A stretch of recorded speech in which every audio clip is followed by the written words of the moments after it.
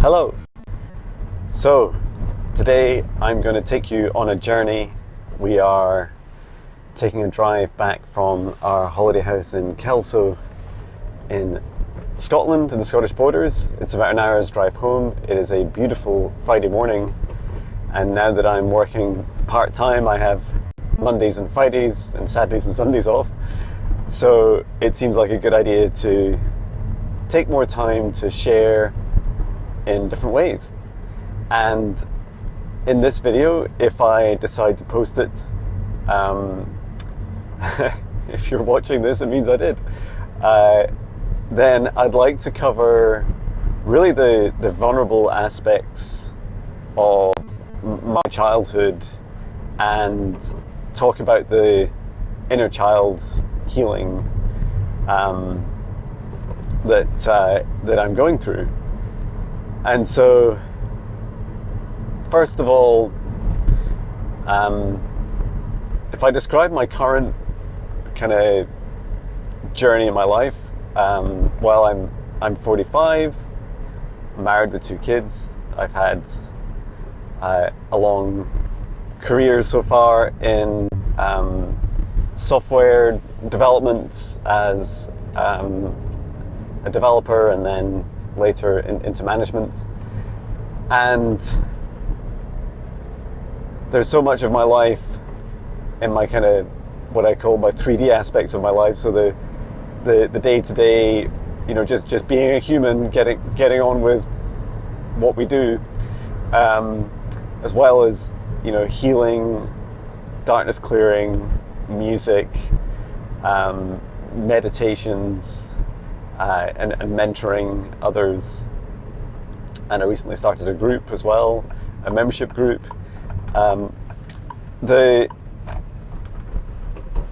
There's lots of different aspects to me, and I think the way I would describe myself right now is that not all of these aspects have been fully integrated.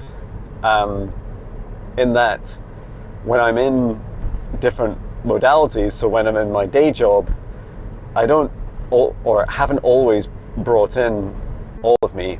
And so for about 20 years of my life, from I think it's really longer, it's probably close to 30 years, but for sure 20 years, when, you know, I left university and then I pursued a career in software development.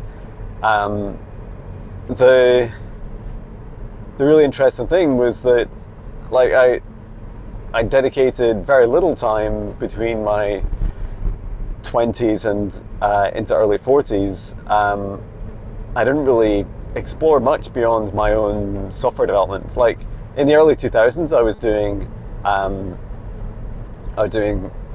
was in a couple of bands for a couple of years, and I wrote some songs, and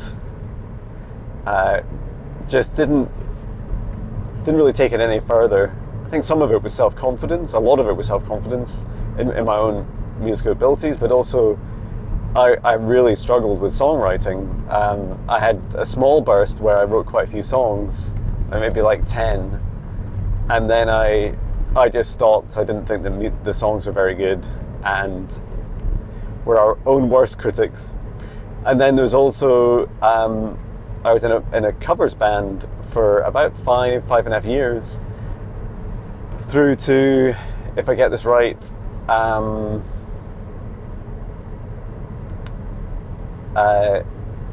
through to the end of that. I was really just, I was doing like my corporate day job, and then I would, you know, see my family. Oh, there's a pheasant. We just managed to save it. I'd do my day job, and then at weekends I'd do this covers band, and it was just great fun, like singing in pubs, and I really loved it. But there was no real creative aspects to me, or not enough. Like, I didn't feel it rewarding enough. And so anyway, that's a lot about my current state. And so, for example, what I think I'm trying to say is, when I go into my day job, it's very tempting, especially when you work in a corporate, to just show up as the kind of 3D version of you. Like, I am jonbinnie, I am a software development manager, I have lots of years of experience, I can give you advice, I can help you, I can help you deliver your software project on time. I have, a whole range of different skills and understandings of technologies. And so what I don't say is things like I am a spiritual mentor, healer, clearer, that I'm also a musician, and that I write and release a song every day. And it's quite hard for me to bring those two worlds together, to bring every aspect of me together. And there's also an area of healing in my life has been just being able to get over the desire to always need to prove myself to myself. For the best part of 20 years, it's been trying to prove myself to others, to gain recognition through a salary or a job title or seniority in a company. And I realized into my mid-30s, late 30s, that as I reached director level and I was chief technology officer for two different companies, I realized that it didn't really matter what your job title was. I was still me, and some people would show more respect because they respected your title, but really it's not a job title that earns respect, it's the person. And I thought that was a really interesting reflection, and so that for me settled down a bit. And as I went into my current job, I felt much more at ease, and I felt much more like I'm just me, and my job title is kind of just a way of describing some of the sorts of skills I have, but it doesn't describe really me as a person. So I was watching this amazing video on the drive down earlier this morning. The weather is very much like this. It was beautiful, although it was about 3 degrees Celsius. It's now 9, which is great. It's great to see it heating up for the day. And we went through this beautiful YouTube video of Innerchild Healing, and it took, which I'll share. I've already shared it on my community page, and I'll share again. I definitely recommend that Innerchild Healing, and a few people have recommended it to me, like a couple of what I consider to be my mentors. I don't know if they think of me as a mentee. In many respects we all mentor each other, but I have been guided many times to keep looking back at my inner child, and so when I embraced that during this session this morning, I was taken back to, I think, about the age of, it's hard to say, around 5 or 6. I mean, it's pretty young. I have very vivid memories as a child. I can remember, although my adult long-term memory is not amazing, I can remember from when I was just a few months old, crawling around under tables in our first house. I remember the table, the chairs. I could draw it all just now. The front door. It was all very vivid to me, and I remember wanting to remember that I wanted to have these memories for the rest of my life, and it was almost like an ability I had to say, I want these images to be with me for the rest of my life. And so yeah, I was taken back to a time at age 6. I remember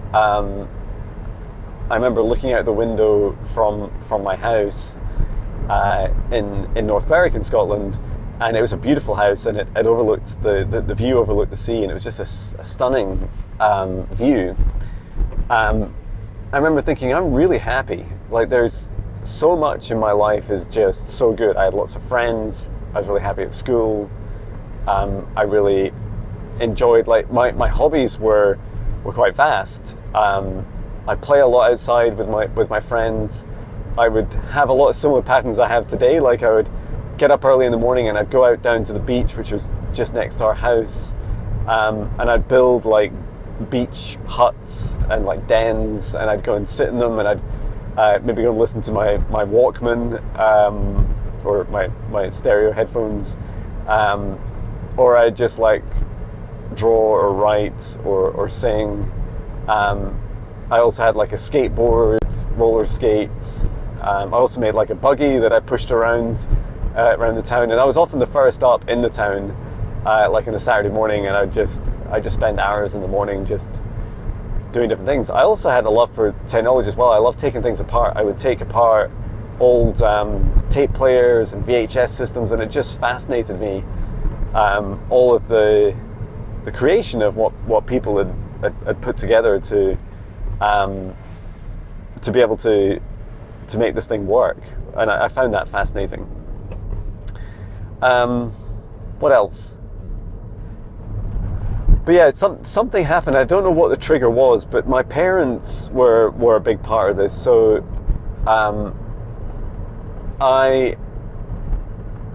there was an aspect of me at that age that was just very kind of out there. Just like when you spoke to me, if I imagine the 6-year-old child in me, I'd struggle to make eye contact. I'd be quite very shy around new people. In fact, I'd often hide behind my parents, like when I went into a shop, because I was too shy to talk to anyone, and that was till like quite an early age. Older age, and I remember feeling that the differences that I had in my personality were not good, and so sometimes I'd be encouraged, like my parents would say things like, oh, you know, there's an invention part of me, the very creative part of me, and so that's fantastic, you know, like this is how inventors, you know, think. Like they explore new things, they take apart the existing things and they think of whole new ways of doing things, and my imagination was very, very strong, and the world fascinated me, you know, the world of the 80s, and there was a lot of kind of new technologies like, you know, TVs and Walkmans and computers fascinated me. Like all of these things I found really interesting, and I'm just kind of swallowing them down. I'm like kind of avoiding talking about the next part, which is my parents decided that, and I think this may have been linked to some of the problems I started having at school, like into primary school. I had one teacher in early primary school who was not nice to me, and I really struggled. I found it very upsetting. Like I was told to stand up and read out my handwriting to the class because my writing was apparently so poor that I couldn't spell or write. I had challenges where I would write my entire name backwards, like mirror image. So my name is Jonathan, and I would write Nahatananoj as my name, like entirely backwards. And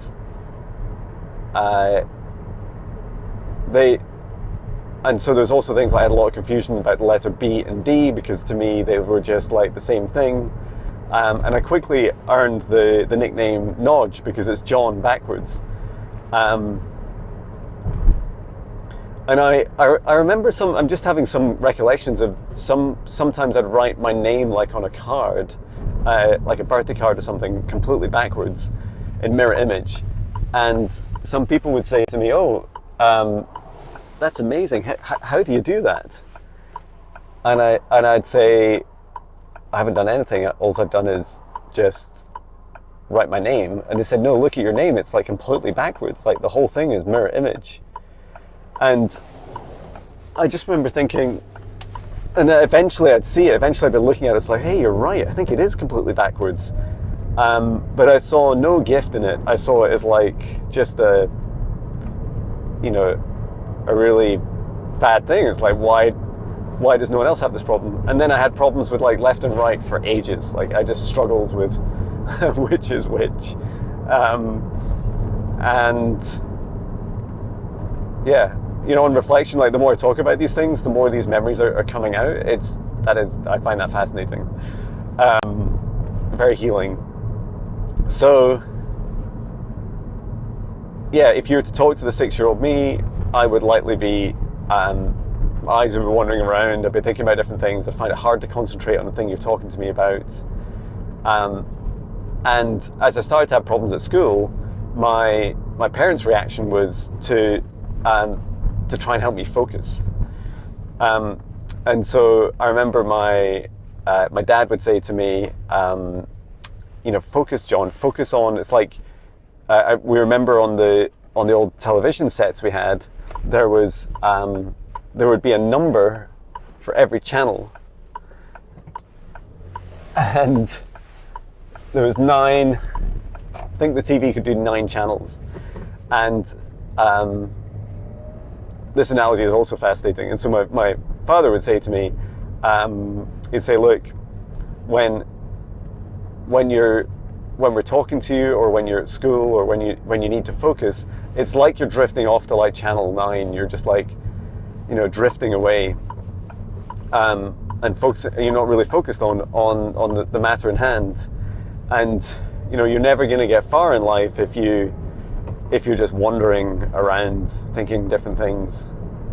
And so you need to focus on channel 1, like, and in the UK, like BBC One is like, has been always, for as long as I've lived, has been like one of the most prestigious channels. So it's a very, very interesting choice that my father used, you know, the fact that it's channels, and channels have frequencies, and that he was using this analogy to try and help me focus.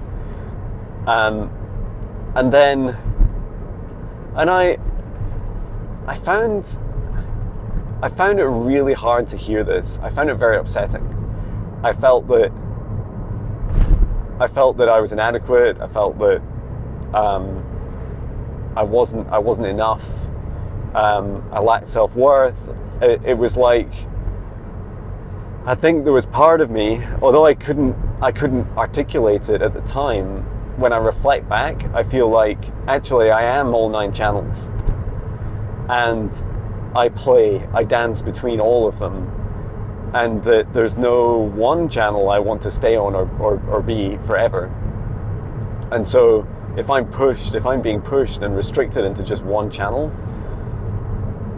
and in that case it was like the most mainstream channel, like just be this person, just be this focus, that was very harmful for me. And in many respects, that kind of programming, channels and programming, that programming that my parents instilled in me in their attempts to help me focus, was really hard. You know, it just felt like I was being restricted to the, you know, don't explore creativity, innovation.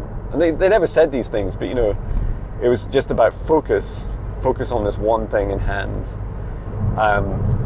And this was repeated to me over and over, like channel 1, John. They'd always say channel 1, and even my big brother, who's 2.5 years older than me, would say as well, like if I wasn't focused on something, he would kind of mock me and say like, channel 1, John, channel 1. And yeah, even just repeating those words now like fills some anxiety in me. And I just want to kind of briefly pause and say, like, I forgive my parents for this completely, and I totally get it. Like, it was in a world at that time where the world is still very materialistic, and kind of traditional measures of success are the most highly valued, like, you know, careers and money, wealth, status symbols, cars and houses, and what I inadvertently was doing was like succumbing to that programming. I was like they wanted me to focus on these things because they thought that it would make me happier in my life, and I was going along with the program. And then there was a few other occasions that really stood out to me in my childhood where when I was sat down like one-to-one with my dad, and he would just kind of a similar kind of conversation. You've got to focus on these things. You know, you've got to, like if I was struggling at school or you know, having problems with my older brother, or whatever it was, it would always come back to the same things. You know, stay on channel 1, keep focused, you know, learn, you know, as much as you can in school. And then as I got a bit older, I don't really know, this was all quite gradual, but I'm guessing from about the age of 7, 8, 9, 10, and then really continually enforced in my early teens, was that I was never going to be successful in a career that I would. So my parents would say to me, "Oh, John's good with his hands," because they didn't see me excel at maths or English. I was very average, or average to below average in my kind of academic performance at primary school. But I had loads of friends, and I absolutely loved school for the vast majority of it. I did move a lot. We'd moved in the first year of primary school, and then we moved to, that was in Dollar in Scotland, and then we moved to North Berwick from primary 2 until the start of primary 7, and then, so that's the last year in primary school. And then we moved down to Chorley near Manchester in England, and there I went to a big high school for about a year and a half, maybe almost 2 years. And then after that I moved back to North Berwick in high school. And that was really strange, like, you know, everyone had formed their cliques and it's like the kind of teen movies. And I found it really hard to reintegrate, because I was just like this short little kid who, you know, they're like, "Oh, I think I remember him from primary school," and they really didn't think much of me. A lot of people just didn't spend any time getting to know me, and I found it difficult to reintegrate and have friends in high school. But I had a small number of close friends, and that was good. I'm grateful for that. But yeah, my parents would say to me things like, "Well, you know, you're probably not going to go to university, and you know, you should think about maybe becoming like an apprentice, like a mechanic or a joiner." It's solely that I loved building models, so I had a passion for, as well as sailing was a big hobby in my life. I used to enjoy building model airplanes, boats, ships, oil rigs, anything you can imagine, and I thought that was super fun. And I was quite good with like kind of DIY and building things, and so they would say, "Oh, you know," my parents say, like, "Why don't you go pursue that as a career, because we don't think you're academic." And this just always left me with this this kind of feeling of inadequacy, that I wasn't enough. And so I remember quite vividly. I must have been in 4th or 5th year. So in high school we got up to 6th year. You can stay as long as 6th year and then leave and go on to further education or go and get a job. And I remember 4th or 5th year, I was I was working in the weekends in a restaurant, and I was like washing dishes. And I remember a couple of really interesting things happened. One was the owner was like a big ego, a big guy, amazing chef, but most people found it incredibly difficult to work with him. But there was something about he was ex-military, and there was something about his kind of regimented approach to working, and he was very strict, but he had very clear boundaries, and I learned them very fast, and I realized that the best thing to do is just to work hard. Like there's almost a fun to working hard. Like while you're there, just work hard. wire the job, work hard. And quite quickly I remember getting a pay rise, and I stupidly told a couple of other staff members who were just shocked. They're like, "You got a pay rise? This guy never gives anyone pay rises." And I, in my naivety, had told them how much it was as well, and they're like, "That's like even more than I earn. Like, that's incredible. Well done." And then they were kind of left feeling a bit annoyed. And like that for me was like, hang on a minute, someone thinks I'm worthy of something. And so in my early teens, that I found that quite fascinating. And then I was also talking to one of the waitresses one day who was in my year at school, and I remember she said to me, I was saying, she was asking, "Oh, what are you going to do? So what are you going to do after school? Like, what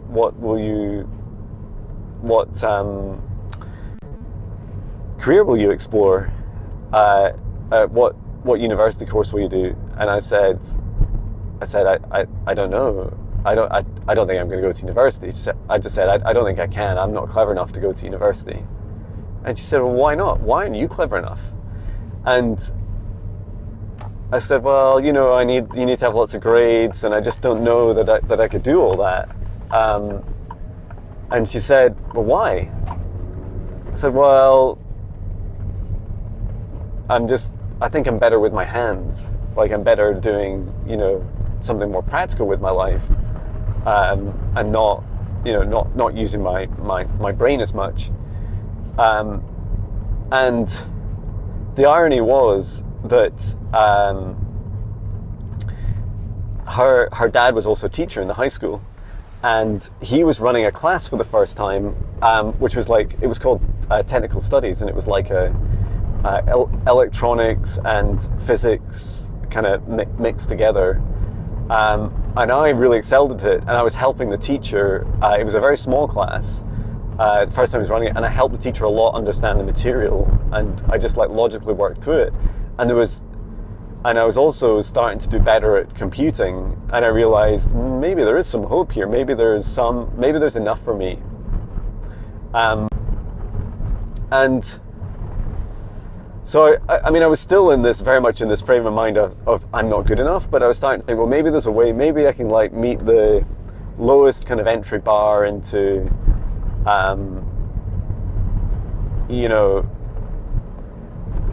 into a career or into university. I just thought I'd just try and find that out.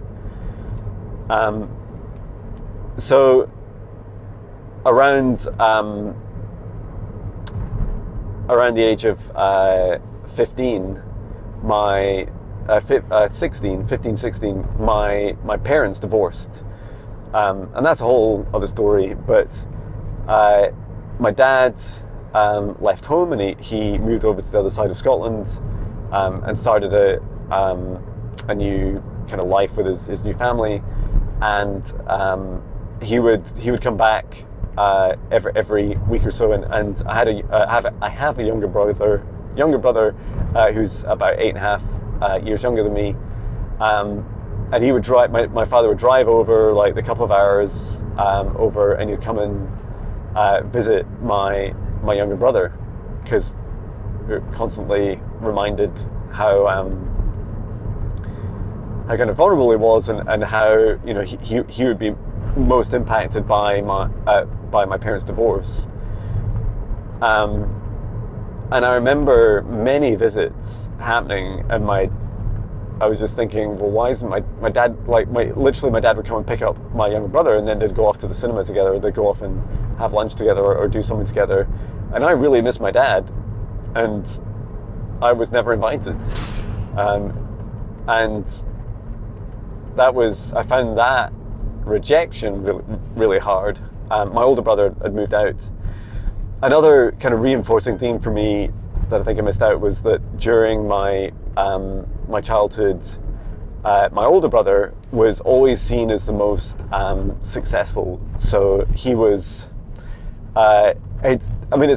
It's little things, but they all reinforced my situation of not feeling worthy enough, which was you know, I can remember, for instance, like being on holiday or if we're out at a weekend, and my dad would be driving us as a family somewhere, and it might pass like maybe like a historic monument, and it'd say, oh, to my older brother, why don't we get out the car, just my father and my older brother, and then go and read a sign about it and learn about this thing, you know, and that it was always about kind of promoting my older brother's knowledge and his skills and abilities.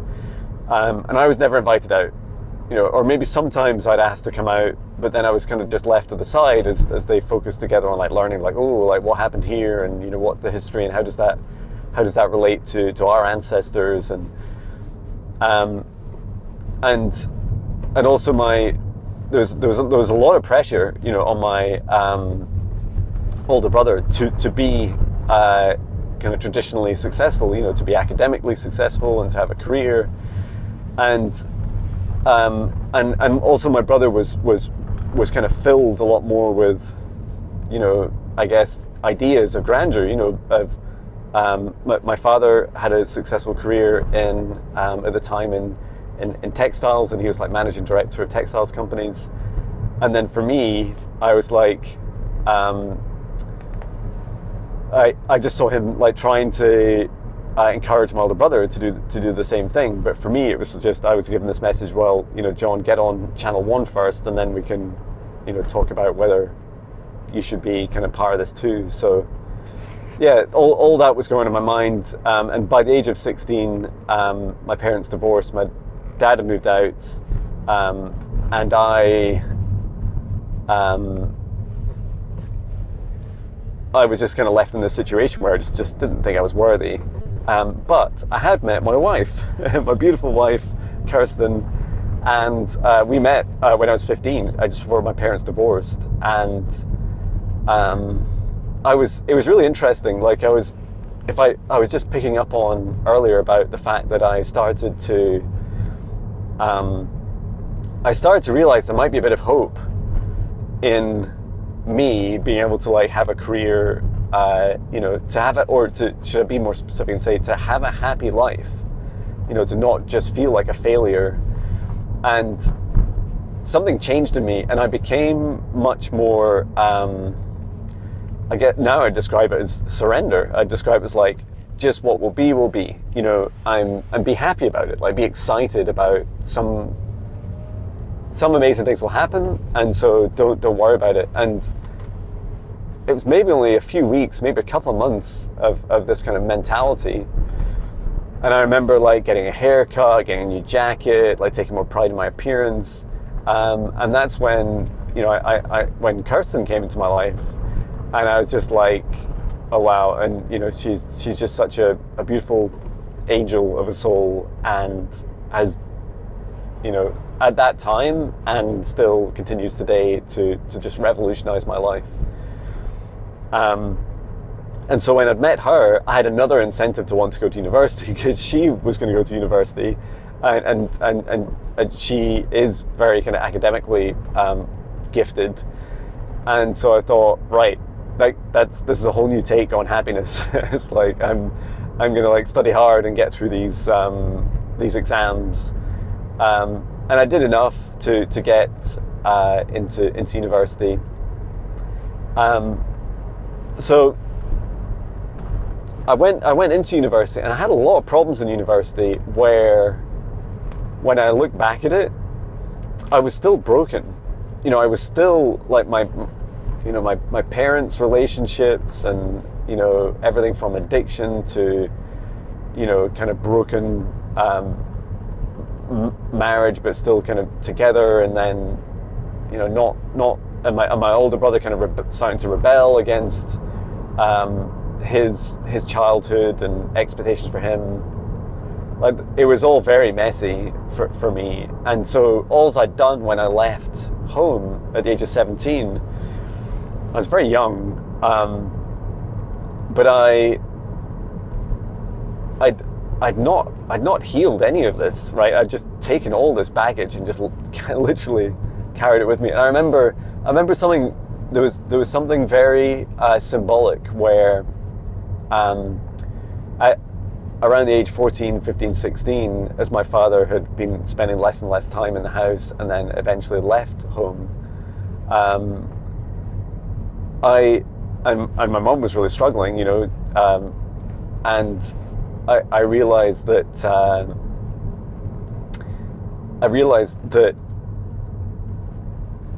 I was alone, that I was really just, you know, I was fending for myself. I was cooking, you know, for my brother, cooking meals. I'd go shopping.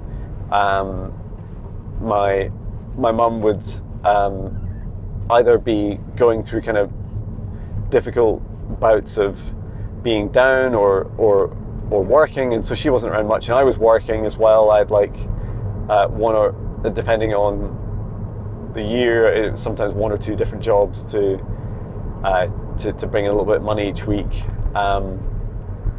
And when I went to university, my parents, like, the city's about city of Dundee, it's a couple of hours from where we live.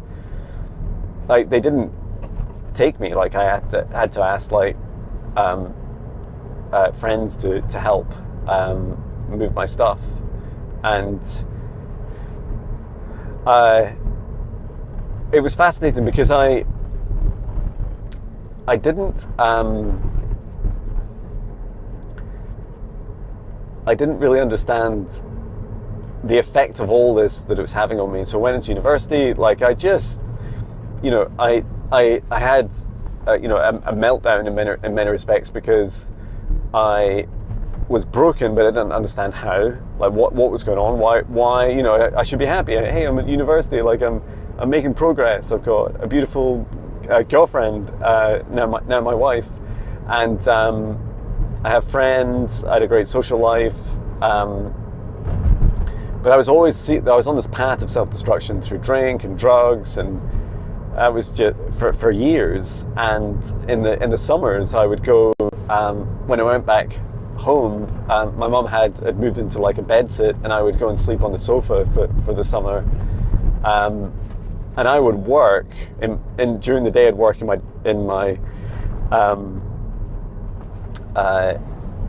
like in a restaurant, or like a kitchen, and then in the hours I weren't doing that, and in the evenings, I would do resits. So I'd resit the tests, the exams that I'd done, that I'd failed at university during the year, because I'd been messing around. I'd been like too busy kind of trying to destroy myself. And I never really healed the lack of self-worth. And so whilst I got through university, and I feel so blessed and grateful to have got my degree in my bachelor's degree in computing and software engineering, and then I went on. About 7 months after that, I was able to get my first job, and, you know, found that I was actually a pretty good programmer, and that I stood out, and that it took me on a relatively fast track through my career into management and senior management, and to this day, working with software. But yeah, at what point, I'm just trying to reflect on, at what point did I really heal that lack of self-worth? And I don't think I really did. I think what started to happen was,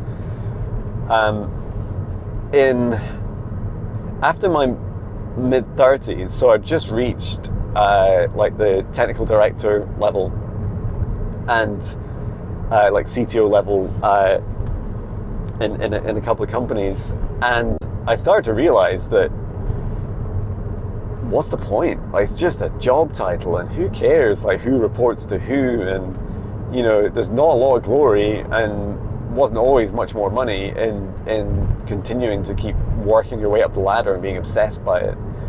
And the career ladder, like, I already had, like, you know, beautiful house and car, and, you know, more than enough money to survive on, but I was working so hard, so many hours.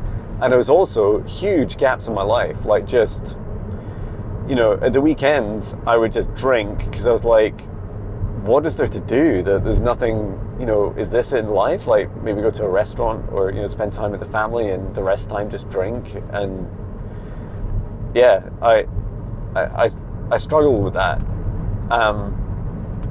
So I was clearly still lost. And then 4 years ago, as I be coming up on 5 years in November, when I got to this, when I went through my spiritual awakening, like everything reset. Everything was like, whoa, like why, hey John, why did you have like a career? Like why are you spending so much of your energy on this this career? And so I started to run, both worlds in parallel. I kind of recreated the other channels of John. So channel one, day job, it's still very much in place, keeping working, being the main breadwinner, just keeping it that. But then in addition to that, I bring in the other channels of me. So the musician, the meditation, spending more time in nature, helping others more, and yeah, yoga and running and gym and everything, and my diet changed. All these, so many things changed in my life, but they were still separate. And so it was like channel one of my like day job, and then everything else was separate. And I started to like integrate them. So for instance, I started playing music at work. So there'd be, drinks every month, and I'd play songs, and I'd get other musicians at work together, and we'd all play songs together, and that was fantastic, fun. And so people would know me as the senior manager and the musician. And then I started to, I think also when in my day job, I would also do things like just spend time when I was mentoring people, like one-to-one mentoring, coaching them. I'd start to introduce some more kind of alternative aspects, such as, like, I'm not a doctor, right? And but if someone was having kind of health problems, there was the other channels of me saying, hey John, did you know you can help this person? Like, you can help them more than just saying, hey, you should talk to a doctor. Like, be more than just that channel one. And as I became braver and started sharing more of me, so like on social media, I'd share things like, my daily meditations. I was always very nervous about sharing on Facebook and Instagram and on YouTube and TikTok and all these places. But I'm connected with some people at work on social media, and so they started seeing me as like, hey, you're like my manager, but you're also like posting meditation messages every day. And there's like, I see the version of you online before you start work in the day, and then during the day I see this other version of you, this other aspect of you. And I thought that was really interesting. And so a big thing for me, I guess one of the biggest statements I've made in terms of that kind of that merging has been, well, going part-time. And so I made it very clear the things that I'll be doing in my outside of my day job, including things like meditation, helping healing others, energy work, and of course music. That's not gonna stop. And then I was also really interested, I'm really fascinated about like my body. Like, I've always had a lot of body shame. Like, I've always felt like I'm too short, too skinny, or like skinny fat, like where especially as I get older, like any weight that I put on tends to be around my waist, around my belly. And yet I run, like, it's about 4.5 miles Monday to Friday. I'd spend about 20 minutes in the gym working hard, and I realized that the healing that still needs to be done, that I'm now more consciously working on, is like I feel like this kind of, any belly fat I have is almost like a protective layer around this inner child of me, this kind of 6-year-old John that is like, feed, and it's really interesting, it's often sweets that I like eating, and I'll binge eat them, and it's like it's like literally, it's so symbolic, like literally giving the 6-year-old version of me sweets, and then physically wrapping this comfort layer around like my solar plexus, which is also like a way, it's a very key chakra for connecting into like your gifts, your psychic gifts.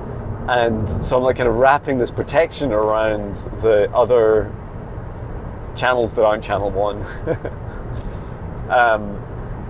And also I'm pushing so hard, like I'm pushing all the time, learning, trying to progress my career, and that pushing and trying to achieve self-worth through constantly giving, like pushing out all the time, is exhausting. And you can't prove yourself to yourself or prove your self-worth by doing something externally. Like, it has to be from inside.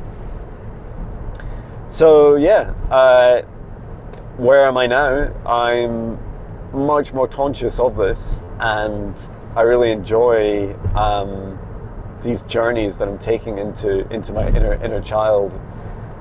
This video is a huge help for me. Thank you if you've watched this far. It's incredible. Well done. And yeah, how do I continue to heal? So I want to continue to integrate all aspects of me to be present in all the relationships I have, because this rebirth of the non-channel 1 versions of me is such a huge thing for me, and I want everyone to know me for all the aspects of me, and they don't need to like them or understand them. That's their choice. But I want to